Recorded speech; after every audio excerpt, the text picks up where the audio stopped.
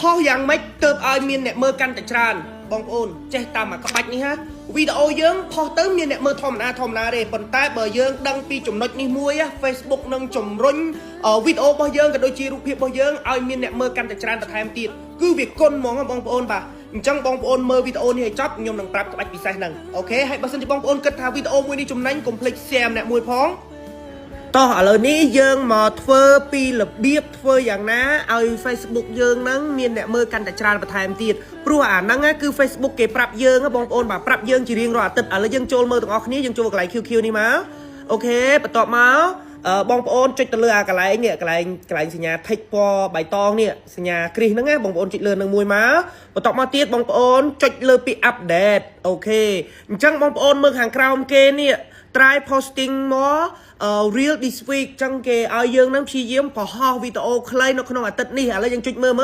លក្ខខណ្ឌគេនឹងយ៉ាងម៉េចបាទនេះបងប្អូនបាទដោយសារតែ account Facebook របស់ខ្ញុំហ្នឹងខ្ញុំបង្ហោះ reel វាផ្ទុះជាងរូបភាពបាទបង្ហោះវីដេអូ reel វីដេអូខ្លីៗហ្នឹងផ្ទុះជាងរូបភាពអញ្ចឹងទៅ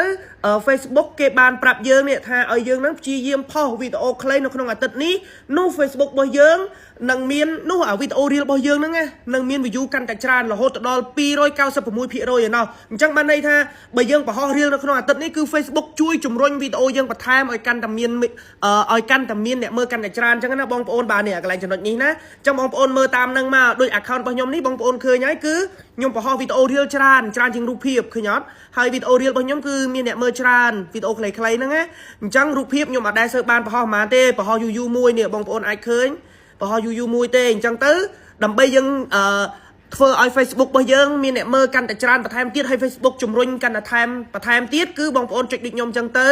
ហើយបងប្អូនយកអាកន្លែងសញ្ញានេះកន្លែង profile យើងហើយមានសញ្ញា tick ពណ៌បៃតងហ្នឹងមកអូខេបងប្អូនចូលពាក្យកន្លែង update អូខេហើយបងប្អូនមើលកន្លែងក្រោមគេនេះទៅបាទឥឡូវខ្ញុំប្រាប់ម្ដងទៀតហ្នឹងហើយចូលកន្លែងនេះទៅគឺគេប្រាប់ហើយបើសិនជាបងប្អូនបង្ហោះរូបភាពមាន view ច្រើនជាងមានអ្នកមើលច្រើនជាងអាវីដេអូខ្លីនេះគឺ Facebook វានឹងប្រាប់យើងហើយអញ្ចឹងផ្សេងគ្នាអញ្ចឹងណាបងប្អូនបាទអញ្ចឹងបងប្អូនព្យាយាមបង្ហោះទៅហើយបងប្អូនចូលមើល account ខ្លួនឯងឬមួយក៏ page ខ្លួនឯងទៅនឹងឃើញដូចខ្ញុំហើយបើសិនជាគេឲ្យយើងបង្ហោះរូបភាពអញ្ចឹងបងប្អូនបង្ហោះរូបភាពទៅវានឹងរុញបន្ថែមហើយបើសិនជាគេឲ្យយើងបង្ហោះវីដេអូយើងបង្ហោះវីដេអូតាមគេទៅវានឹងរុញបន្ថែមអញ្ចឹងណាបងប្អូនបាទគឺគេប្រាប់នៅកន្លែងចំណុចនេះហើយអញ្ចឹងបើសិនជាបងប្អូនទាំងអស់គ្នាគិតថាវីដេអូមួយនេះមានប្រយោជន៍បងប្អូនកុំភ្លេចជួយ share ម្នាក់មួយផងណាអរគុណច្រើន